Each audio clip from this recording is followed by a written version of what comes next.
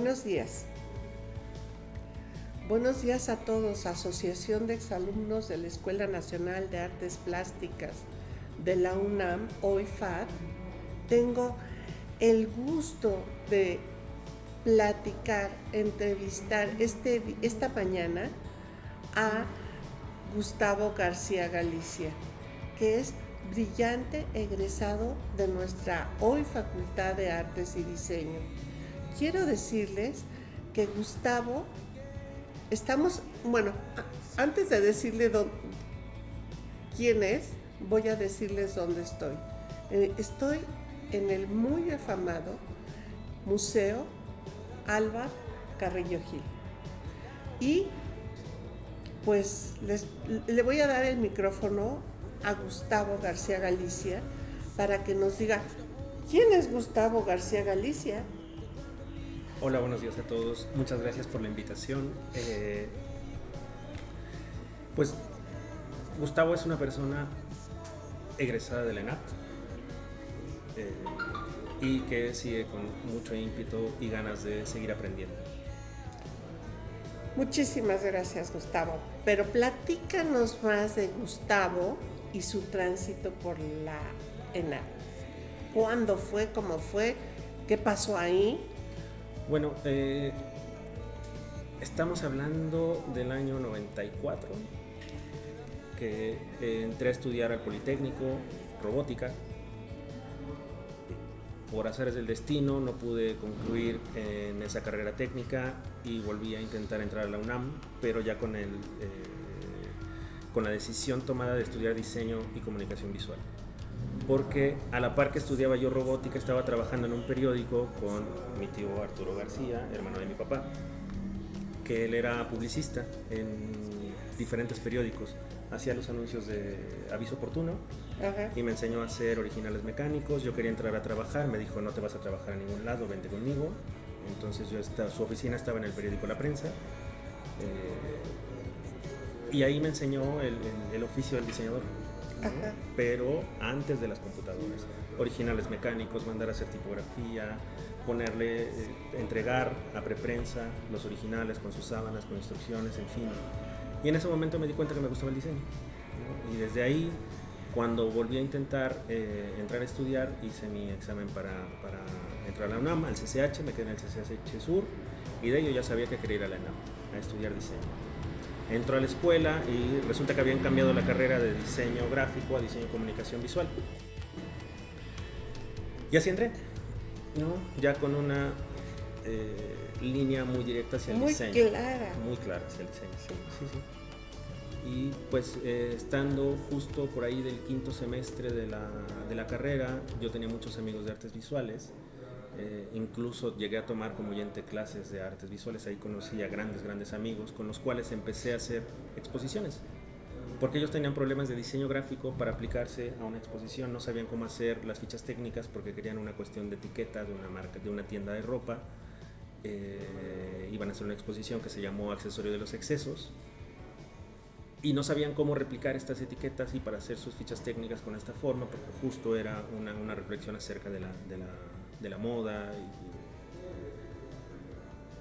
Ahí fue cuando yo empecé a trabajar para exposiciones, y de ahí me nació el gusto por los museos y quise hacer mi servicio social en un museo.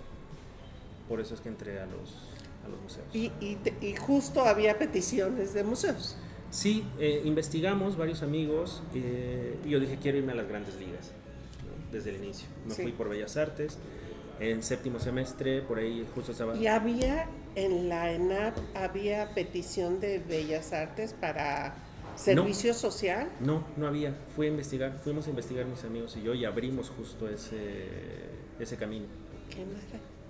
Mira, esa es una opción que no me la sabía, que podías ir fuera de la lista. Sí. O sea, la listita que ponen de quién está solicitando. Sí. Irte tú a proponer. Es todo un trabajo administrativo, porque presentamos nuestra carpeta, nos aceptaron, pero justo generaron el programa para tenerlo dentro de la lista. Ajá. ¿No? Oye, padrísimo. Y me quedé a trabajar. Ni siquiera terminé la carrera y entré a trabajar a Bellas Artes. Desde octavo semestre yo estoy trabajando en museos. ¿Desde octavo? Sí. ¿Pero en cuál? ¿En Bellas Artes? En Bellas Artes. O sea, perdóname, eso no tiene como que relación. Yo a veces voy a Bellas Artes a visitar una, y ya quisiera yo, bueno, no, ya expuse en Bellas Artes, pero ese es otro tema, ¿verdad? Pero sí, tú es inusual lo que hiciste. Sí. Inusual. Bueno, fue algo un poco de suerte, porque en realidad, por cuestiones económicas, en los museos y en la cultura, pues siempre la economía es un factor determinante. Sí. Habían tenido un capricho museográfico de poner un plafón en toda la sala principal, que es la sala nacional, para una exposición de Eduardo Chillida, que fue la primera que me tocó. Se quedaron sin presupuesto, no había diseñador gráfico como de planta en el museo. Uh-huh. Contrataban estos servicios a diseñadores externos. En Bellas Artes no había presupuesto. Y me dijo, en ese entonces yo estaba en el área de servicios educativos. Y el jefe de difusión me preguntó que si yo sabía hacer un folleto, si podía hacer un folleto. Le dije que sí, claro. Digo, es Ernesto Martínez, actualmente es el director del Cencropam, sí, acá en el INBA. Y él fue mi primer jefe y me dijo, ¿puedes hacer un folleto? Sí, claro. Aparte yo venía de la especialidad de diseño editorial de la ENAP, entonces era mi mero mole, ¿no? El editorial. Hice el folleto, ¿puedes hacer un cartel? Sí. ¿Puedes hacer un pendón? Pues sí. Pues sí, no sabía cómo técnicamente, pero dije, sí, claro. Y me puse a investigar. Y en una junta me acuerdo que estaban ahí determinando las cuestiones gráficas, las fichas técnicas, los textos de sala para esta exposición. La directora tenía como cierta perspectiva, no sabía cómo solucionarlo. Le estaba encargando al productor, quiero estos textos de tales tamaños, de tales dimensiones. Estaba yo escuchando el problema que tenían y dije, pero eso es fácil de hacer. ¿Cuántos años tenías? 22. Calculale. Ay, hijo. En Bellas Artes resolviendo esos problemas. Es que para mí Bellas Artes es, wow, como todo en mi vida. Es un granito Bellas Artes, sí. Híjole, impresionante. Se me ocurrió hacer los muros a escala en una aplicación que nosotros ocupamos para cuestiones de ilustración. Fui y les dije, miren, así lo que están pidiendo es esto. Me dijo, perfecto, ¿te lo avientas? Pues órale, claro. Entonces me tocó formar toda la gráfica de la exposición y así empecé en los museos. Y después de eso fue que me quedé a trabajar. Después te dijeron, ¿sabes qué? Te quedas con nosotros. Sí. Ana Isabel Pérez Gavilán era la subdirectora y me dijo, ¿te gustaría entrar a trabajar al museo? Ajá. No tenemos mucho presupuesto, pero ¿aceptas? Claro. O sea, para ti no hubo rechazo nunca. Pues busqué la oportunidad, más que el rechazo. Estaba yo interesado en trabajar en cultura. Realmente ya había conocido un poquito de la publicidad, no me gustó tanto. Cuando entré a la ENAP me encontré con el mundo del arte, pero de manera seria. Sí, o sea, te deja apabullado, ¿verdad? Sí. Y la experiencia con mis amigos de sus exposiciones en casas de cultura, que en esa época me pagaban con obra, ¿no? De ahí empezó mi colección de obra. En lugar de dinero me daban, ¿no? En agradecimiento, toma una obra. Tengo por ahí algunos grabados de Pablo, de Xochitl, de varios amigos ¿no? Oye, pues fue muy divertido. Te falta uno, ¿eh? Te falta el de Pli Peralta, te falta el de Reina Zapata, te falta... le falta completar la colección, pero esperemos lo hagas. Dime, oye, entonces, de veras, pero naciste para esto. Creo que sí, fíjate. Desde niño, dentro de todas las opciones que nos venían a la cabeza de yo de grande quiero ser tal o cual, en algún momento quise ser arquitecto, después me di cuenta que no tanto, y luego quise ser pintor, después me di cuenta que no tanto. Cuando llegué al mundo del diseño y a los museos, dije, esto es lo que yo quiero. Me gustan los museos. Sí, pero por ahí tú vas a estar de acuerdo conmigo. Como que todos los que estamos en estas áreas, en esta área del arte, incluyendo arte y diseños, como que todos venimos de una misma raíz y que llegamos en un punto donde tomamos una u otra ramita, pero siempre en tu corazón estás allí con el arte, con ganas de... Sí. Sí, creo que también es mucha influencia de mis padres, de mi familia, de algunos, porque mi papá con sus libros que me enseñaba de todo tipo, desde enciclopedias ilustradas hasta cuestiones de la Segunda Guerra Mundial. En ese momento mi papá estuvo metido en pentatlón en los años 60. Tenía, me acuerdo, un libro de la Segunda Guerra Mundial donde me encantaban las fotografías. Más allá de lo que decía el libro, las fotografías me encantaban, de animales, de artistas y la música, sobre todo la música, es algo que me influenció muchísimo. La música. La música. Es tu super compañera, ¿no? Sí, mucho. Bueno, mucho. Esto que tú estás diciendo a mí me parece muy importante porque como que es un refugio, la música es un refugio inmediato, sin que tengas que recurrir a ningún estímulo más. Aunque tú pongas música, es un chip que te lleva, lleva. Siempre fue divertida, por cuestiones de locuras juveniles. Me metí a tocar la guitarra a los 15 años, ¿no? Y es un hobby que tengo hasta la fecha. Padrísimo, padrísimo. Platícame un poquito más de tu experiencia en la fotografía. ¿Sería ahí donde tu vena o esa raíz que yo digo que todos tenemos de artista se desarrolla? ¿En la escuela? ¿En dónde? Sí, esto es claramente gracias a Víctor Monroy, el maestro de fotografía. Fue el que nos recibió, fue mi primera clase llegando a la ENAM. A las 7 de la mañana, lunes, fotografía con Monroy. Me acuerdo que me preguntó, cuando nos presentamos, nos hizo una pregunta a todos y a mí me preguntó ¿por qué tienes barba? Ajá. Porque aparte Monroy tiene una barba gigantesca. Sí. Y me cuestionó, muchos les preguntaba ¿por qué estás aquí? A mí me preguntó ¿por qué tienes barba? Y yo, pues, porque me gusta. Porque me sale. Porque la tengo gratuita. Pero fue motivante su clase, o sea, esta confrontación con nosotros mismos en ese momento y luego para qué estábamos ahí en la escuela. Sí. Y que la primera clase fue en el laboratorio de foto, ¿no? Fascinante, el laboratorio de foto.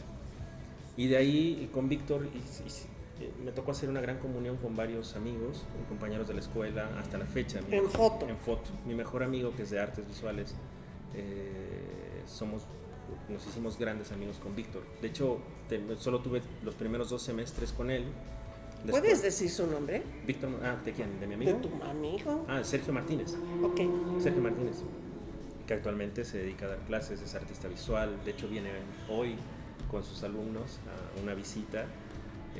En fin, nos hicimos grandes amigos con Víctor y yo seguí tomando clases con él. O sea, llegaba a preguntarle cosas así, oye, tengo esta duda, tengo este problema técnico, ¿qué te parece mi trabajo?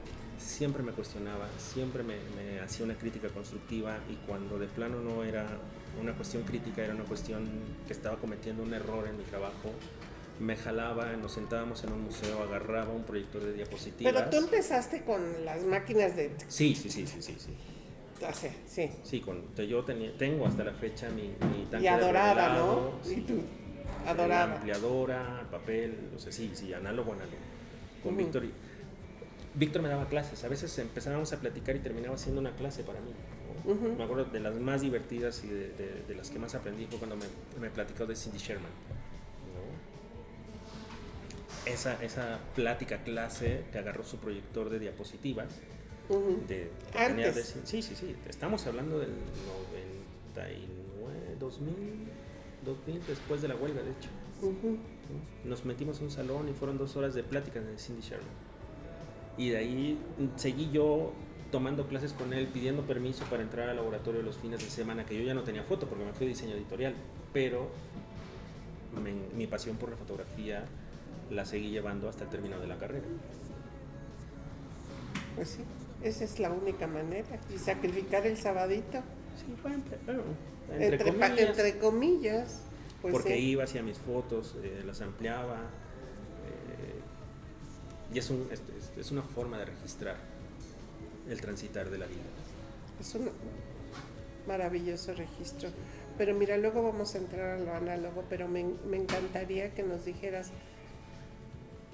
para redondear esto de la foto, ¿cuál ha sido tu tema en la fotografía? ¿Sobre qué ha sido? Pues empezó con retratos en la escuela, me acuerdo, un poco por la coquetería, las compañeras, en fin, pero después me di cuenta que en realidad esto tenía mucho más que solo un registro. Empecé a trabajar en teatro, en danza, en paisaje y luego registrar arquitectura con los viajes. En los viajes, en el interior de la República, tener una buena foto de recuerdo del espacio donde estuviste, del lugar donde estuviste, hace la diferencia. Claro, mucha diferencia. Y actualmente sigo haciendo un registro de la cotidianidad, pero alrededor de la pandemia, como todo lo que nos ha envuelto. Esperemos que verla, de veras, porque todavía no, sí, no ha, bueno, ni ha pasado del todo, pero no hemos visto ese paso de qué pasó en la pandemia, no lo hemos visto. No. Lo seguimos viviendo. Lo seguimos viviendo. Uno de los maestros de la FAD, exdirector, dijo en unos conversatorios que yo preparé para la FAD, dijo que la pandemia era como un tren que estaba pasando enfrente de nosotros. O sea, la solución para ese tren, la solución pasaba en un tren y que nosotros nos teníamos que aventar prácticamente al tren o nos íbamos a quedar abajo analfabetas y que era nuestra decisión subirnos al tren de todo lo que todavía no sabíamos para dónde iba el tren, pero teníamos que hacerlo. Sí. Teníamos que hacer. ¿Para dónde va el tren? Por favor, investiguen, ¿sí? Y me avisan. Porque quiero estar en el tren, claro, aunque sea unos años más. Muchísimas gracias por esto. Qué hermoso. Entonces, ahorita estamos en la pandemia. Estamos en la pandemia. Qué padre. Te felicito. ¿Y ahorita sigues con fotografía analógica o con...? No, digital. Digital. Sí. Tengo por ahí algunas cámaras que a veces experimento con análogo, pero cada vez es más complicado. Más complicado, sí. ¿Verdad? Mucho sobre todo el tiempo, que hay que darle tiempo. Lo digital es mucho más inmediato. Sí, mucho más inmediato, y imagínate que en las otras tenías... ¿Cuántas fotos? 24 o 36. 24, o sea, o haces una buena captura, sí. Ya te quemaste ¿cuántas? En hacer experimentos, ¿no? Sí. No se puede. A ver, platícame. Tú, estando en Bellas Artes, ¿decides estudiar museografía con Minet? Sí, en el diplomado. O sea, pero es una decisión. Sí, dices, sí, a mí yo quiero ser museógrafo. Sí. De hecho, en ese momento... O te lo piden allá, te dicen, ¿sabes qué? Prepárate. No, pude haberme quedado en el diseño gráfico, pero la verdad es que el ambiente en el que fui desarrollándose mi carrera me fue exigiendo enterarme más de la museografía. Porque no solo es colgar una obra, no solo es poner un proyector, no solo es mucho más complejo que eso. Pensar en el espacio, pensar en soluciones, pensar en cómo ayudar al público a entender lo que está pasando y cómo está circulando dentro de una exposición. El diseño gráfico afecta también en eso. Al final del día, el diseño gráfico es el último elemento que se pone dentro de un proyecto expositivo. Los textos, y es la comunicación más inmediata y directa que hay. Que tiene el espectador. ¿no? Porque si uno le quita completamente las cuestiones de textos a un espectador, difícilmente... Bueno, hasta el título de la exposición. Sí. Entonces ahí, de nuestro quehacer como diseñadores gráficos a la hora de manifestar una imagen gráfica para una exposición, habla no solo lo que dice, sino la forma. Y cómo la presentas también es una cosa... influye. No es lo mismo poner un cartel pegado en la pared que un vinil autoadherible, que unas letras volumétricas, que una imagen proyectada con movimiento, en fin. Y de ahí es como mi inquietud hacia acercarme hacia las cuestiones arquitectónicas, espaciales, industriales de la museografía, ingenieriles. Después me di cuenta con el pasar del tiempo que es interdisciplinaria esta labor, no es nada más una sola. Y también por ahí entró la figura del comisario, que en ese entonces yo recibía comisarios de otros museos, de otros países, que traían obra, comisariando, me refiero a una persona que venía cuidando estas piezas. Y dije, qué padre, viajando de un lado al otro del mundo, cuidando una obra de arte, ¿no? Me encantaría ser comisario. Todos queremos. Sí. Oye, todos queremos. Cuéntanos, ¿cómo es eso de ser comisario? Un comisario es una persona que va cuidando y custodiando una pieza o varias piezas. En México en particular, habemos comisarios certificados. Estudié el diplomado en museología con Minet. Sí. Luego me puse el reto de llegar a ser museógrafo y fui museógrafo, el jefe de museografía, de diseño de museografía en Bellas Artes. Los últimos 5 años que estuve ahí. Ya es cuando vine para acá. Pero esta figura del comisario en México es un poquito más complicada que en otros lugares, porque aquí hay obra con declaratoria de patrimonio nacional. Artistas, 9 artistas: Diego Rivera, Siqueiros, Orozco, Frida, Remedios Varo, las obras que le pertenecen a Limba, María Izquierdo, el doctor Atl, José María Velasco, y por ahí se me está olvidando algo, Saturnino Rano.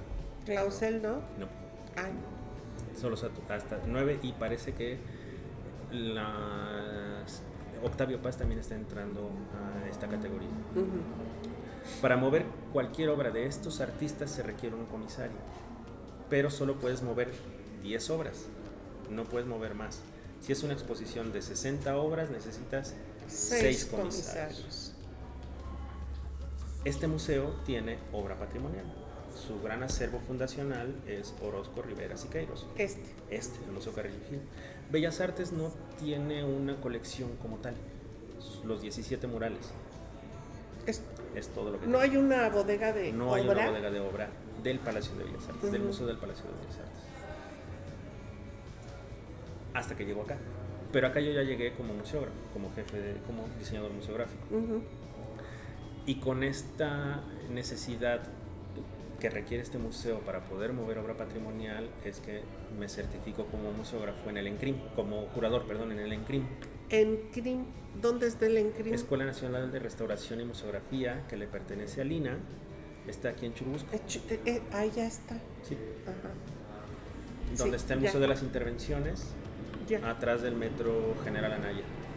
Hay varios compañeros de aquí, y en ese momento se abrió esta oportunidad porque el Limba requería y el INA requería comisarios para mover obra, porque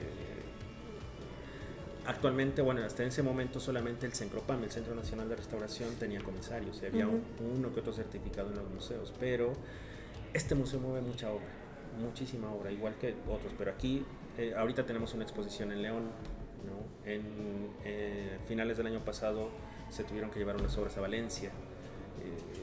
En 2016 al 19 hubo una exposición muy emotiva para las relaciones México-Chile, porque en el 73 se va a inaugurar una exposición de la colección de Carrillo Gil. El 73 es previo a que se fundara este museo, era la colección del doctor Carrillo Gil. Sí, se llevó a Chile por Gamboa, ¿no? El museógrafo de México. El museógrafo con mayúsculas. Con mayúsculas. Y él llevaba la colección de Carrillo Gil junto con otras prehispánicas, lo que se le antojara, lo que le encargaba. Pero él llevó esta exposición a Rusia de Orozco, Rivera, Siqueiros, ¿no? De la colección Carrillo Gil. Y de Rusia se le llevaban a Chile para un evento diplomático que iba a haber en ese momento, y se iba a inaugurar el 13 de septiembre de 1973. Él estando ya montada la exposición, Gamboa estaba en el hotel de enfrente del Museo de Bellas Artes de Chile, y empieza el golpe de estado 2 días antes. Nunca se inaugura esa exposición. Y en ese momento, con todos los rollos diplomáticos y militares que había, tanto él con el embajador rescatan la colección de Carrillo Gil. Afortunadamente no fue baleada, sí entraron balazos al museo, pero en la planta baja, y la exposición de Carrillo Gil estaba en la planta alta. No le pasó nada, rescatan a los 5 días, sacan toda la colección, que eran 166 piezas. En esa época no existía esta figura del comisario, sino Gamboa era responsable de 166 obras de Orozco, Rivera y Siqueiros. Se la traen de regreso a México en este avión, si no mal recuerdo, venía la esposa de Salvador Allende con toda todo lo que había pasado en ese momento y nunca se inauguró esa exposición. En el 2016 se festejaron 25 años del restablecimiento de relaciones bilaterales México-Chile y el Carrillo Gil lleva la exposición Orozco Rivera Siqueiros. No exactamente esa, no se puede ya. No, ya. Eran 66 piezas. Y justo en ese momento yo estaba estudiando el diplomado de comisariado. No pude ir a Chile, pero en Chile se inaugura por fin y se llamó la exposición pendiente. La exposición pendiente. Y se inauguró. ¿Qué? Muy emotivo, ¿no? Hay grabaciones de Gamboa narrando lo que estaba pasando en ese momento. Hay videos, toda la gente involucrada de Chile que estuvo en ese proyecto que todavía está viva, narrando lo que vivieron, ¿no? Los diseñadores gráficos que hicieron los carteles. A ver, ¿eso te pasa en este museo? Sí. En este. Bueno, ya me estás narrando lo que te quería yo preguntar, pero de Bellas Artes. Porque tú fuiste mi maestro, y de Lee Peralta, que está aquí, fuiste nuestro maestro y nos llevaste a la mejor exposición que yo he visto en mi vida. Vas a decir, qué poco has visto, maestra, qué poco has visto. De esto, ver aquello. De Octavio Paz. Sí. Bueno, no me hables de esa exposición porque ya la tengo. ¿Cuál es tu experiencia, la tuya, en Bellas Artes que te dejó marcado como esta, aquí en el Álvaro, Carrillo Gil? Tengo 5 momentos muy queridos y difíciles en Bellas Artes que me traen hasta acá. Uno, mi primer exposición, Eduardo Chillida como diseñador gráfico. Sí. Luego cuando me dicen eres responsable del 100% del diseño gráfico de una exposición, ¿no? Eduardo Echeverría, válgame. Luego con Gironella fue una experiencia divertidísima porque experimentamos en ese momento, el jefe de museografía era Juan Garibay, actualmente él es el coordinador nacional de museos y exposiciones del INAH. Sí. Hizo la museografía, yo hice el diseño gráfico y empezamos a hacer con soportes inusuales, entre comillas, para un museo de esa índole. Las fichas técnicas fueron latas de sardina, hicimos un fuelle de una cámara para la entrada de la exposición, unos ejercicios geométricos espectaculares que no lo pudimos resolver hasta que lo estuvimos haciendo. Y me acuerdo que el día de la inauguración, a las 3 de la mañana, me entregaron los créditos de la exposición para pegarlos al final del recorrido. Yo los mandé, el productor me estaba esperando, se los logré compartir a las 5 de la mañana, los empezó a depilar en ese momento.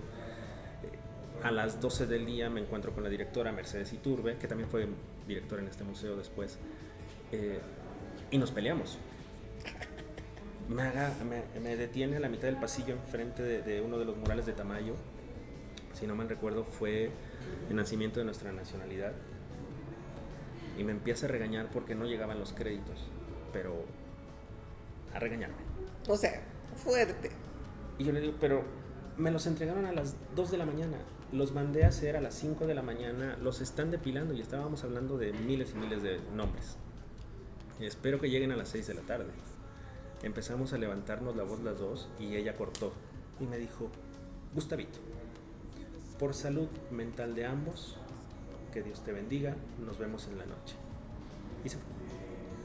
Y estaba ya la inauguración y estábamos pegando los viniles, o sea, ya estaba el acto inaugural, estábamos pegando los créditos. Por suerte era la última sala, teníamos media hora todavía para... Pero no era por salud mental, era por una gastritis. Sí, sí. Esa noche me acuerdo que nos quedamos, a las 6 de la mañana paramos, nos metimos a una de las salas que había Juan hecho unos sillones para unos videos de la sala dedicada a Madonna, porque Gironella se obsesionó con Madonna en los 80s y se hizo una sala toda dedicada a Madonna, de la obra de Gironella de Madonna. Nos dormimos en los sillones con unas sotanas que iban a ocupar para el performance de la inauguración. Ofelia Medina me tocó hacer el programa para el performance. Nos pusimos las sotanas, estábamos dormidos y a las 7 de la mañana entra la señora Lupita, la de la limpieza, y echando de gritos porque teníamos hecho un desastre la sala. Nada más estas chingaderas, me acuerdo. La tienen aquí toda destruida y no sé qué. De pronto nos levantamos Juan y yo y la señora se asusta, ¿no? Porque imagínate con la sotana. Decir, ay, perdón, señores, no vi que estaban aquí. No te preocupes. Pero doblemente Le dijimos muchas gracias que nos despertaste porque tenemos que continuar, ¿no? Y ya, ahí seguimos arrancando. Luego pasó esto que les conté de Mercedes y en la noche la inauguración y estuvo maravilloso, fue una gran exposición. Luego Josef Kudelka, un fotógrafo checo. Josef Kudelka. Ajá. A nivel de diseño gráfico él me enseñó mucho en la producción. Y la invitación, los pendones, el folleto, pero en la invitación me habían dicho a mí que tenía poco dinero para hacerla. La hice una tinta, fotos en blanco y negro. Yo imprimía una tinta. Cuando Josef recibe la invitación, me había dado el visto bueno del diseño, de todo. Pero la impresión estaba mal hecha, porque era una tinta, no tenía nada de profundidad la reproducción. Y me dijo, está muy bonito el diseño, pero le echaste a perder con la impresión. Que un tipo de ese tamaño te diga, hiciste mal el trabajo, au. Y me dijo, para la que sigue, que es el folleto, te voy a enseñar cómo se debe de imprimir esto. Fuimos a la imprenta, hicimos botonos. Me dijo, te voy a enseñar cómo tienes que hacer las cosas en pie de máquina, en la imprenta. Tú no tienes que decir tal cosa, no tienes que decir tal cosa. Ellos son los expertos, solo pide lo que necesitas, lo que quieres ver y ellos verán cómo lo resuelven. Total que fuimos, rechazamos, habíamos hecho cromalines, que creo que fue la última vez que yo vi un cromalín, que ya difícilmente en tu vida. En mi vida. Estamos hablando de 2003. Estábamos en el pie de máquina, dimos visto bueno de un lado del folleto, el otro lado no quedó bien, se tuvieron que repetir negativos y me dijo, pero pues eso va a pasar hasta mañana, yo mañana me tengo que ir a Grecia, que Dios te bendiga, te encargo la impresión. Ya, cuando regresa él, yo ya tengo el folleto impreso, estaba yo muy nervioso y le dije, aquí está. Me dijo, qué diferencia, qué belleza, ¿no? Y así de... Bueno, me estoy dando cuenta, tu trabajo es bajo presión. Sí. Tu trabajo es de adrenalina. Tu trabajo, qué barbaridad. Qué fuerte, ¿eh? En el diseño gráfico. Sí. Ahora en la museografía. El proyecto más divertido que me ha tocado fue montar la araña gigante de Luis Bourgeois enfrente de la fachada del palacio. Qué fue un trabajo buena de un año. Exposición. ¿Un año? De trabajo para montar la araña. Se montó en mes y medio, pero para llegar al día del montaje fue prácticamente un año. De permisos, trabajo con ingenieros, DROs, estudios estructurales, sismo, viento, todo lo que pasa para poder montar esta pieza. Oye, ¿y cuánto pesó la araña? 10 toneladas. Yo fui, 10 toneladas. 10 toneladas. ¿Y cómo la trajeron? Viene desarmada. Yo lo sé, pero en un barco. No. Venía de Nueva York vía terrestre, en un contenedor. Ok. ¿Y con su comisario? Sí, con 2 comisarios. Con 2 comisarios venía la araña. Para armarla. Oye, de veras me impresionó esa exposición. Sí, fue muy bonito. Pero montar esa... Yo llevé a mis alumnos, de prepa, a que la vieran. Me gustó muchísimo. Y ahí el trabajo interdisciplinario de la museografía es donde más me di cuenta que se requería. No es el trabajo de una sola persona en el diseño, es de un conjunto de personas con mucha buena voluntad y con el conocimiento y de los requerimientos que necesitas para montar una exposición cualquiera. Y esa pieza fue un año de trabajo. Hice unos grandes amigos ingenieros eminencias, que a mí 10 toneladas es así de wow. Para él 10 toneladas me dijo, es un juguete, vamos a divertirnos. Y yo estaba nervioso porque se caía esa cosa, lastimaba a alguien, era culpa mía y del ingeniero. Y ahí. Pero lo hicieron bien. Pero lo hicimos bien. Pero no pasó nada. No, justo ahí. No hubo ningún percance, ni nadie se acercaba, ¿verdad? Bueno, a tomarse foto. Te podías agarrar, justo estaba calculada para todo esto. Se hizo un cálculo de la araña estructural para un sismo de 8 grados. Entonces... Para un terremoto. Sí. Y que el viento, curiosamente, la movía como si hubiera un sismo de 8 grados. Entonces, de 10 toneladas que pesaba en peso muerto, se iba a 30 toneladas. Wow. Con el movimiento. Tuvimos que hacer cimentación, unas zapatas gigantescas que Los del estudio Luis Bourgeois no entendían por qué estábamos haciendo estas zapatas, porque para ellos era una plaquita de acero donde se soldaban los cartabones, que son como unos tinteros donde entra la punta de las patas de la araña, se le pone encima la tierra, el pasto o el mármol en este caso. Platícame, esta es tu cuarta experiencia. Sí. ¿Cuál es la quinta? Pues terminando Luis Bourgeois, justo seguiría yo con Octavio Paz. Una exposición que se llamó En esto ver aquello, que es algo de la que tú me haces mucha mención. Fue un gran proyecto. Ahí creo que en términos de diseño, técnicos, tecnológicos, fue una expo que definió mucho del quehacer posterior que he estado realizando, porque en esa exposición fue un homenaje a Octavio Paz, los 100 años, que se juntó una cantidad de obra espectacular. Yo ni puedo pensar en 400 piezas. Fueran 222 exactamente. ¿222? Qué barbaridad. Estos proyectos han marcado tanto mi andar por los museos que me acuerdo de detalles precisos. 222 piezas. Tuvimos 33 comisarios internacionales y 44 nacionales. 44 nacionales. De instituciones de todos lados del mundo. Desde artistas cubistas, Picasso, Gris, luego pasar a Duchamp. ¿Rothko de dónde vino? Rothko de Estados Unidos. ¿De Estados Unidos? Sí. ¿Cómo me impresionó? Esa pieza. Bueno, afuera, por ejemplo, en la explanada, la exposición empezaba en la explanada. Sí. Había un Chillida de 9 toneladas, un Vicente Rojo de 6 toneladas, un George Moore de 2 toneladas y un Felgueres de 1 tonelada, más o menos, 1 tonelada 700. Y todas esas, bueno, Chillida traía a su comisario, que yo lo conocí. Lo conocí en la expo de Chillida del 2002. Ajá, regresó él. Regresó él a traer esta pieza de Chillida, que era La Puerta de la Libertad. Luego Moore, que también trajo sus comisarios, y de Vicente Rojo ya fueron cuestiones más internas. No, pero adentro, comisarios de Duchamp, comisarios de Motherwell, comisarios de piezas de la India, de piezas de Egipto, de piezas de Oaxaca, de Estados Unidos.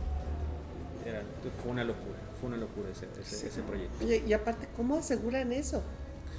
Pues son procedimientos que se hacen en todos los museos.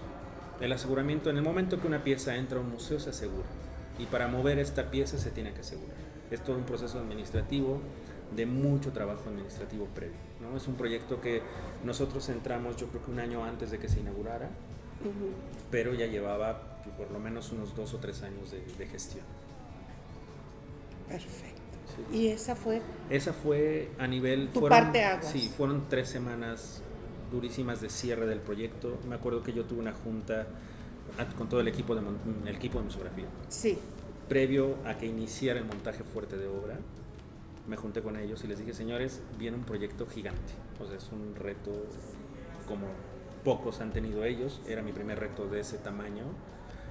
Digo, ya me había tocado Picasso, ya me había tocado el propio Kudelka, la obra de Gironella, me había tocado Basquiat, un montón de artistas con cierto nivel de fama, ¿no? Y de importancia y relevancia en la historia del arte.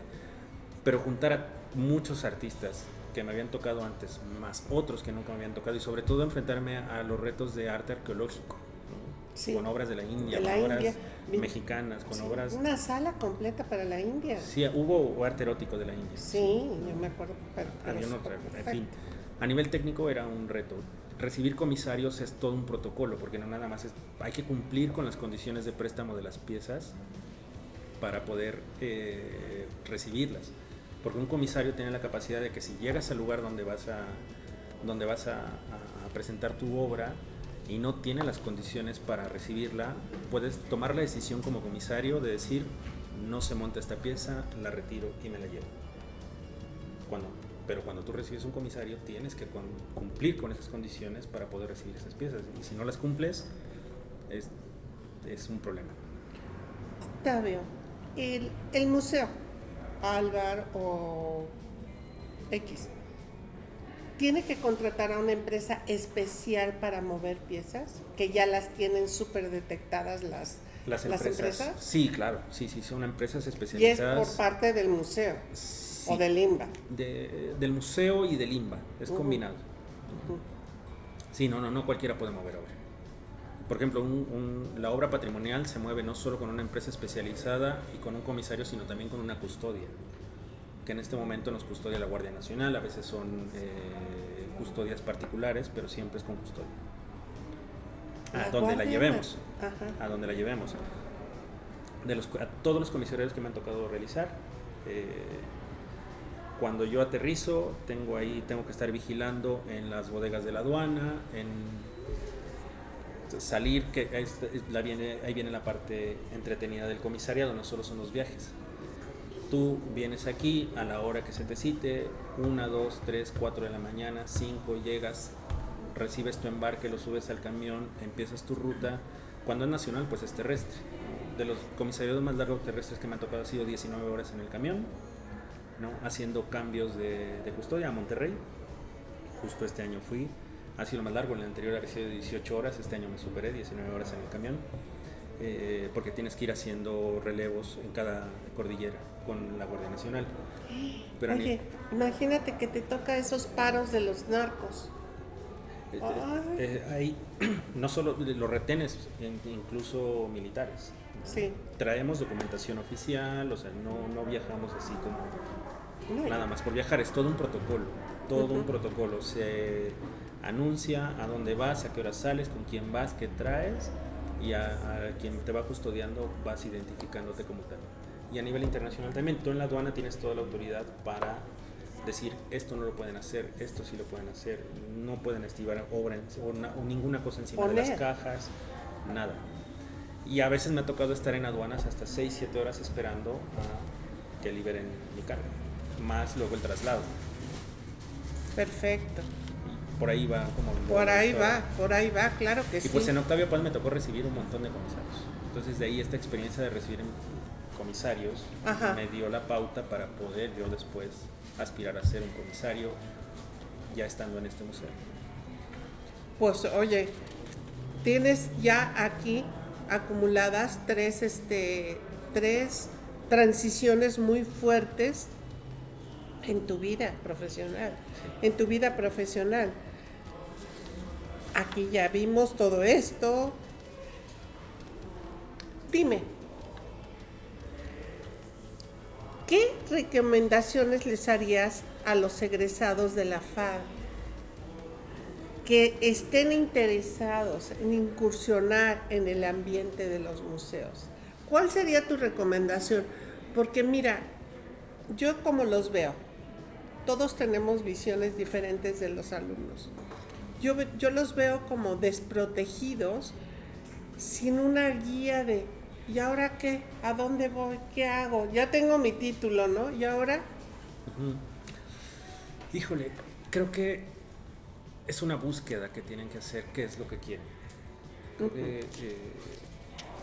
Desde mi experiencia, no quiere decir que sea una fórmula. Desde mi experiencia, cuando decidí estudiar diseño, me fui para allá. Cuando decidí no hacer mi servicio social en investigación en la escuela, sino yo me quería ir a museos, me fui a los museos y decidí entrar al mundo de los museos. Sí es un mundo, y el diseño gráfico en general, en cualquiera de los ramas, es un mundo de mucho estudiar, de mucho trabajo de escritorio, de mucho pensar, de mucho leer, de mucho estudiar para poder desarrollar. Y creo que la preparación, entre mejor preparación tengan, no estamos hablando a nivel académico, sino personal, hacia todo lo que... El diseño gráfico es interdisciplinario, tienes que leer de todo lo que te gusta. Sí. Y esos son tus intereses. Si te gusta irte hacia la publicidad, pues bueno, vamos, estudiamos hacia la publicidad y no a nivel comercial, sino realmente qué ha trascendido dentro de la publicidad para poder aspirar a tener y buscar un trabajo en ese sentido, porque claro, vas a aportar más si tú tienes un poquito de bagaje con respecto a la profesión, y no bagaje técnico, bagaje histórico, bagaje teórico. Lo que hace la diferencia entre uno y otro es la cultura que tú le anexas. Pues las ganas de querer saber un poquito más, ¿no? Y darte cuenta que te hace falta más y te hace falta más y te hace falta más todo el tiempo. Me acuerdo de las frases que más aprendí en los museos después de que terminaba un proyecto que terminaba bajando 8 kilos. ¿No? ¿Tú bajaste 8 kilos? Sí. Desapareció. Del desgaste de te quedaba la barba caminando por ahí. Sí, te das cuenta en la ropa, sí. que ya te queda grande. Así de, no me vuelva a pasar esto. Y pum, otra vez. Cada proyecto es completamente distinto. Todos representan un reto. Y todo está lleno de imponderables. Sí, todo. O sea, eso está lleno de imponderables. Y por muy pequeño que sea el proyecto, me acuerdo mi primer proyecto con justo mis amigos de artes, que me acuerdo que la última semana fue de montaje y estar ahí, y que nos quedábamos a trabajar hasta las 11, 12 de la noche en la Casa de Cultura, hasta el proyecto más grande como Octavio Paz, proyectos aquí en el Carrillo Gil, que intentamos ser un poco más ordenados para no tener esos desgastes, pero al final del día siempre hay esos cierres. Siempre hay esos cierres. Aquí me acuerdo, una anécdota muy rápida en el Carrillo Gil, de lo más divertido. Teníamos una exposición de Shul Solar, justo eco de la exposición pendiente que les contaba. Cuando la llevamos a Argentina, que ya me tocó ir como comisario a Argentina, ellos nos mandan una expo de Shul Solar, un artista muy importante argentino. Total que ya estaba el proyecto museográfico. Ese proyecto museográfico lo desarrolló Karina Lara, que trabajaba aquí en el Carrillo Gil, como éramos el equipo de museografía de diseño. Total que ya llega la semana de montaje y nos dicen, el viernes llega la obra, y nosotros inaugurábamos el siguiente viernes, ¿no? Teníamos una semana para montar, que estaba bien porque era obra bidimensional, era algo muy sencillo realmente, ¿no? Venían unas máscaras, venían unas piezas, había un ajedrez, habían juegos de tarot que desarrolló Shul. Total que el viernes llega, no llegó. Bueno, que el lunes ya viene, que está atorado, que no sale, por un documento, una firma, que tal vez ya salga mañana y llega el miércoles, que no, que el jueves. Era el jueves 11 de la noche y nos dicen, por fin se liberó. Nosotros inaugurábamos mañana, el viernes. Total que ya estaban cargando en el avión y nos avisan así a la 1 de la mañana, se retrasó el vuelo, va a salir hasta la 1 de la mañana. Total que aterriza a las 6 de la mañana en Ciudad de México, viene toda esta parte de desaduanar la carga, que regularmente mínimo te llevas 4 o 5 horas que estás ahí en la aduana. La empresa que trasladó la obra adelantó lo más posible la documentación y los trámites para que fuera muy rápido la salida. Total que llegó a las 6, logró salir a las 12:30, 1 de la tarde. Estábamos todos parados esperando el camión. Cuando viene pasando enfrente del museo aquí en el Carrillo Gil, de Avenida Revolución, todos lloraron. Todos aplaudimos. Ya teníamos un equipo de coordinación, me acuerdo la directora en ese momento, Vania Rojas, así de, yo coordino el montaje, tú por favor encárgate de todo el trabajo fino, de todo lo que tienes que preparar, la obra, que tienes que ponerle aditamentos, tú encárgate, yo me encargo de los otros 3 equipos, para desembalar, dictaminar, colgar. Qué barbaridad. De las 2 de la tarde a las 7 de la noche terminamos de montar la exposición. ¿Y se inauguró? Y se inauguró a las 7:30. ¡Ay, qué barbaridad! Esa fue la más divertida hasta ahora aquí en el Carrillo Gil. Ha habido otros retos, lo de la exposición pendiente, que al final terminó aquí, pero luego la pidieron en Guadalajara, la llevamos a Guadalajara. Actualmente tenemos un proyecto en Monterrey que se llamó Alegorías del Mal Gobierno, que fue una expo que duró aquí 1 año con 3 rotaciones, la llevamos para allá, también hay que hacer la museografía para estas itinerancias. La expo que tenemos actualmente en el 3er piso del Marcel Armas también es un reto técnico y tecnológico espectacular, con unas piezas muy enfocadas con la tecnología, con la ciencia, con conceptos, con poesía, con música. O sea, multidisciplinaria. Marcela, y actualmente la estamos proyectando para el Museo de Arte e Historia de Guanajuato, no, que la vamos a itinerar de aquí para allá. Oye, tenemos 2 minutos y no me quiero ir sin la pregunta obligada. ¿Quién es doctor Álvar Carrillo Gil?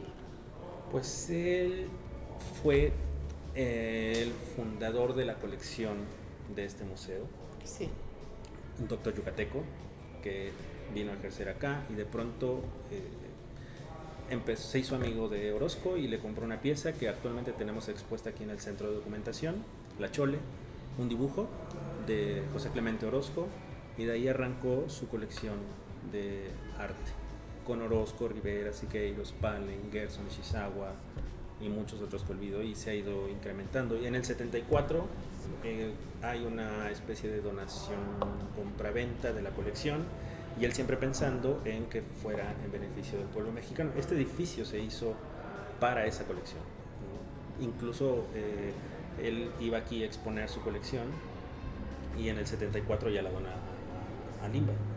La donó a Limba y sí. El Limba la trae aquí. No, ya estaba aquí. La colección ya estaba aquí. Perfecto. Simplemente fue una transición para que fuera una cuestión pública, ya no era una colección privada. Qué maravilloso esto. Sí. Déjame darte las gracias, Gustavo, por habernos recibido en el Museo Álvaro Carrillo Gil. Ha sido interesantísimo hablar contigo, que ya no es la primera vez, porque ya has sido mi maestro, y de muchos de los que estamos en la Asociación de Exalumnos, que fuimos allá a Bellas Artes contigo. Y de veras que yo estoy segura que esta plática, esta charla que nos has dado, le va a servir a nuestros queridos alumnos que están en la FAD. Espero que sí. Les va a servir muchísimo porque pueden ver el amplísimo panorama que tienen laboral una vez que salgan de las aulas. Y eso es de veras muy importante. Ha sido muy interesante saber todas tus anécdotas, todas tus historias. Ojalá que tengas tiempo de escribir, no creo, es muy difícil, pero aquí va a quedar. Aquí va a quedar. Gracias. Muchísimas gracias a ti. A ustedes por venir. Los invito a todos a que vengan y conozcan este museo, ¿no? Que tenemos proyectos espectaculares, y que visiten todos los museos que puedan y vean todas las, o sea, de las cosas que tenemos que hacer como estudiantes y después ya como profesionales es seguir viendo y seguir visitando museos, galerías, cine, teatro, danza, leer mucho, de todo tipo de cosas. Desafortunadamente a la hora de la profesión a veces ya nada más te da tiempo de leer lo que requieres para acá, pero en cuanto puedas métele ahí cositas que te interesen, ¿no? Novelas, ficción, ciencia, historia. Pero sí, visiten y visítenos mucho acá en el Carrillo Gil. Yo te traigo a mis alumnos. Te doy muchísimas gracias y hasta luego. Muchas gracias a todos los que hacen posible esta actividad. Gracias.